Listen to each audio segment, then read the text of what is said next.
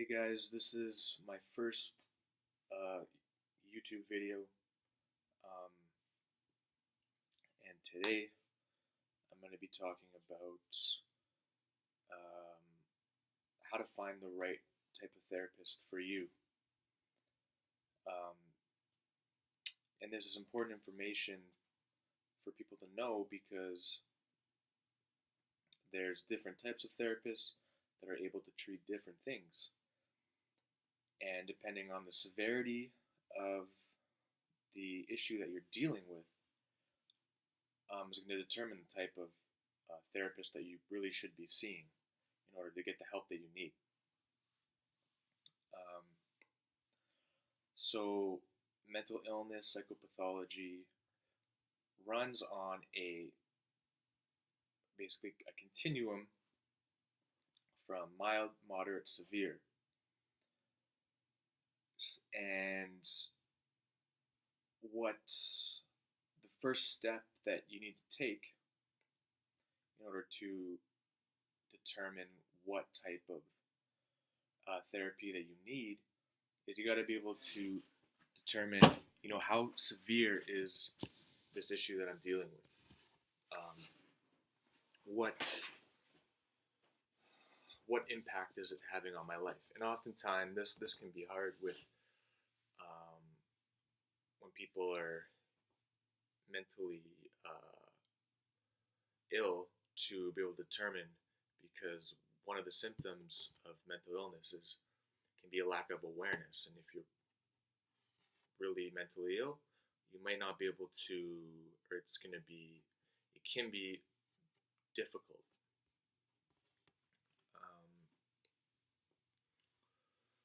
So the first question that you need to ask yourself,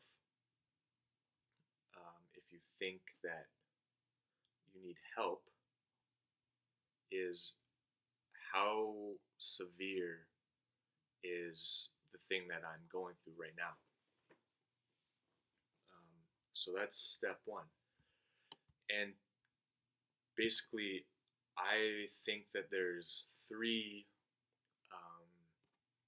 criteria or benchmarks that you can use to help you determine this. The first one is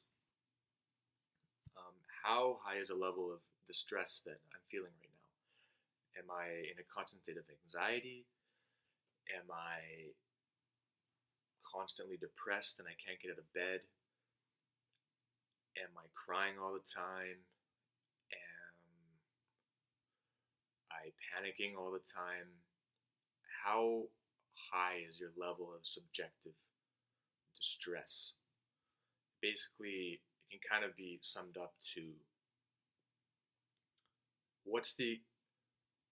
how much do I want to escape whatever it is that I'm going through right now, or how much do I want to escape reality? And obviously, if you are having thoughts about suicide because life is so unbearable, then that's an indicator of severe distress, and it's a sign that can help you determine the type of therapist that you need. The second criteria or benchmark is the level of functioning that you're at in your day-to-day life. And basically, level of functioning means if I were to compare myself to what you think of as the average person's normal day-to-day life, or what kind of the day-to-day routine on average that most people go through, how does my situation compare to that? And so what we consider to be normal functioning is that you have a job. If you're over 18, you have friends, you have some type of social support, whether it be lots of friends or one friend.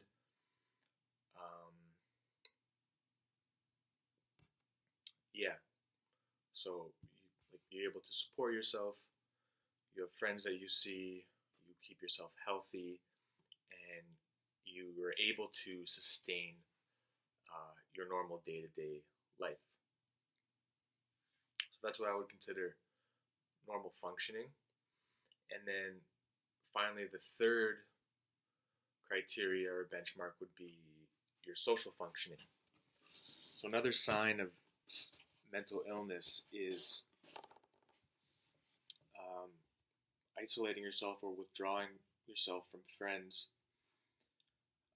or your social network, or people that in the past you may have been connected with frequently, and now you're not anymore because you've isolated yourself because of the amount of the stress that you're in.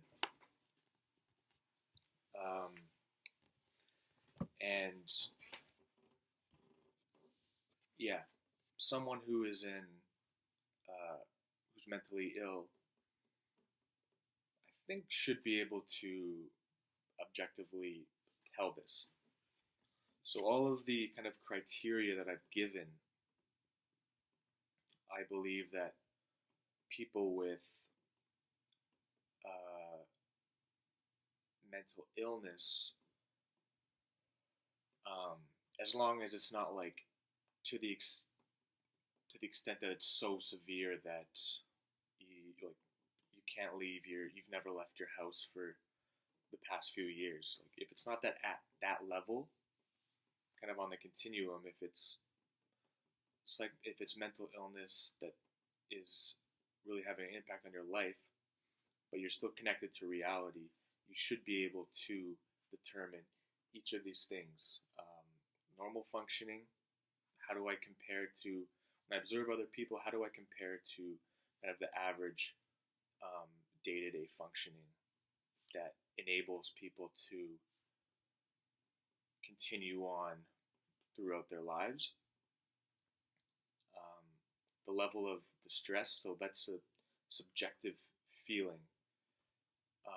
And you don't need to be an expert to be able to determine your level of the stress. All you got to do is ask yourself, how do I feel right now? And you'll be able to tell immediately. And finally, the social impact. Again, you can kind of, someone who's mentally ill knows that they're not hanging out with the people that they used to hang out with, and that they are isolating themselves. They know that this is happening. So if you can get a handle on those three issues, those three benchmarks, you're going to be able to determine the type of therapist that you need. And if you check all three of those boxes off, you're going to need to see either a clinical psychologist or a psychiatrist. Those are the two suggested types of therapists, because clinical psychologists and psychiatrists are trained to deal with mental illness.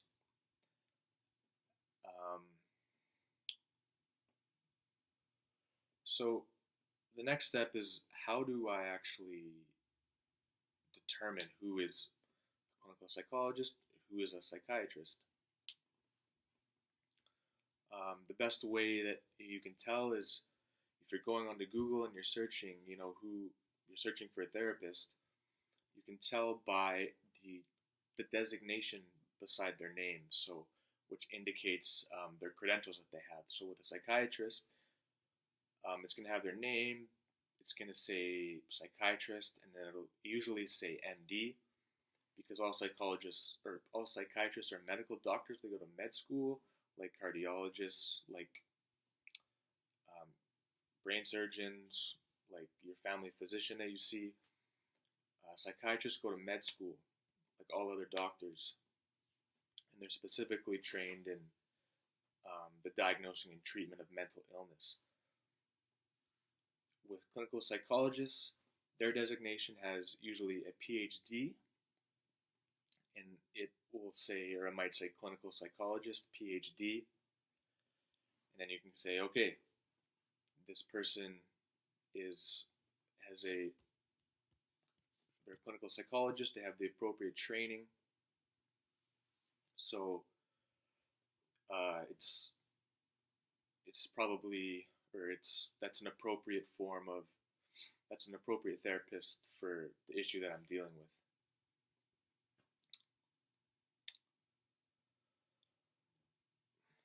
So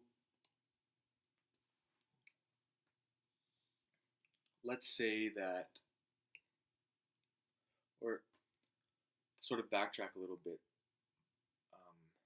knowing this information about what you need is quite important to the type of outcome that it's going to be important to your outcome psychologically, right? Because if you're mentally ill and you just go on Google and you look for therapists,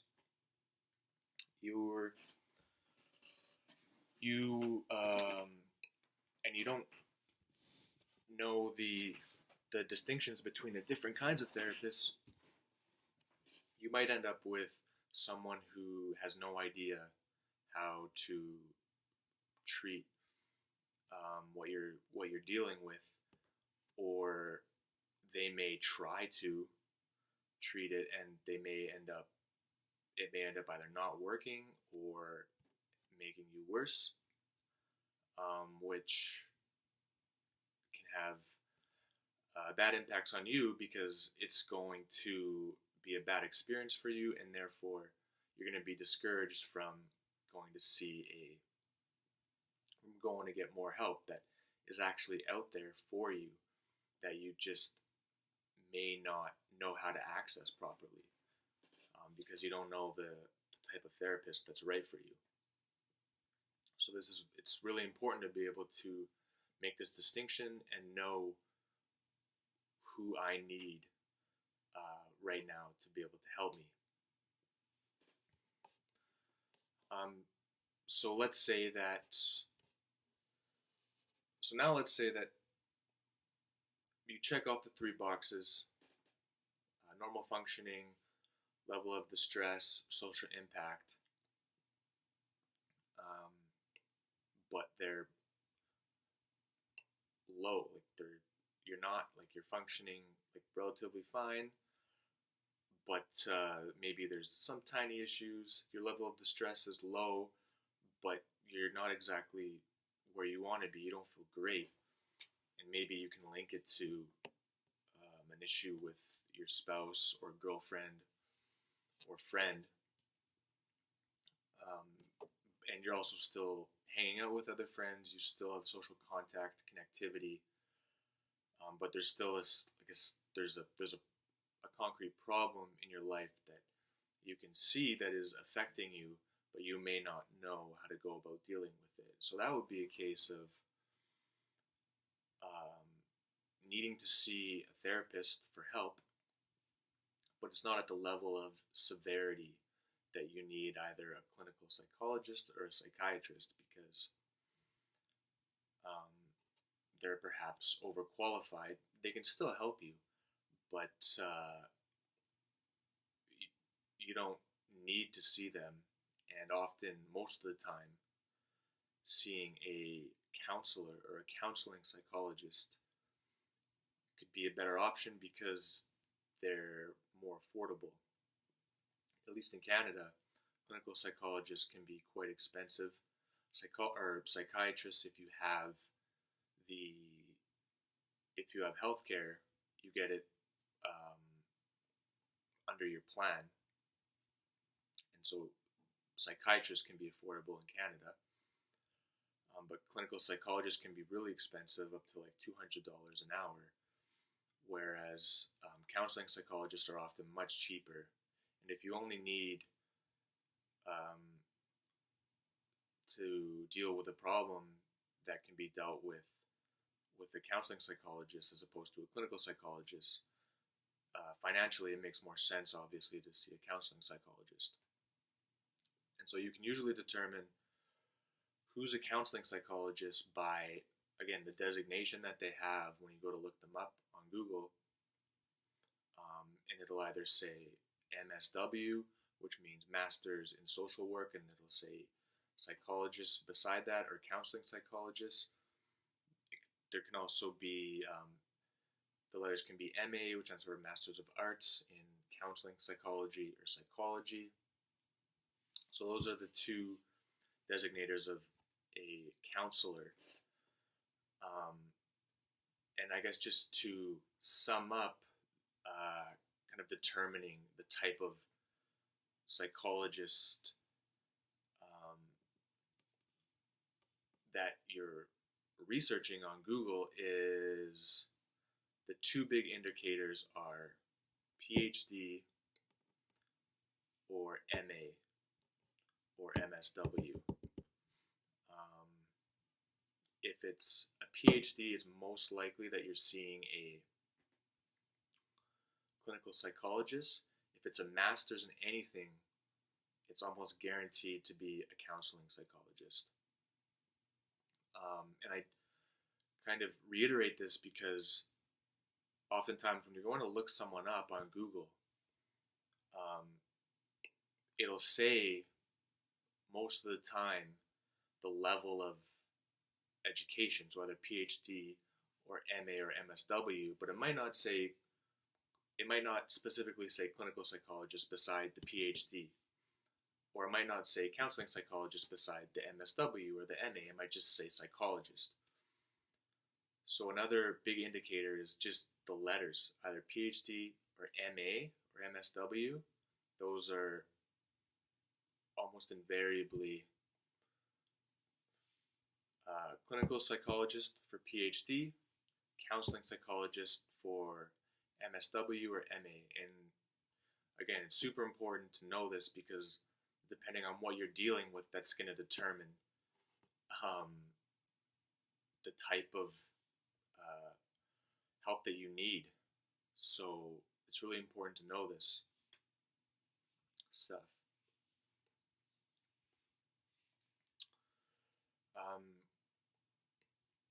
Yeah, so this is my first video. I hope it was helpful because I know that there's a lot of mental health advocacy and awareness in society and on YouTube now.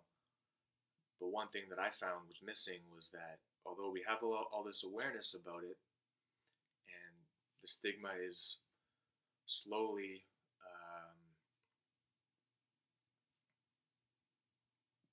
starting to be destigmatized, there's the really important piece that you actually need to know how to navigate the psychological world, so to speak, to actually get the help that you need, because like psychology and mental health, it's very complex,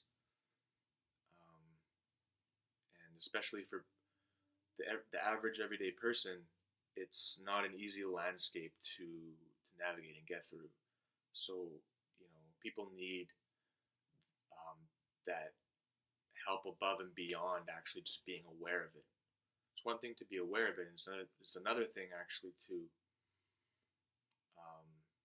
get the help that's going to benefit you. So yeah, this is my first video. Thanks for watching, and I hope it was useful.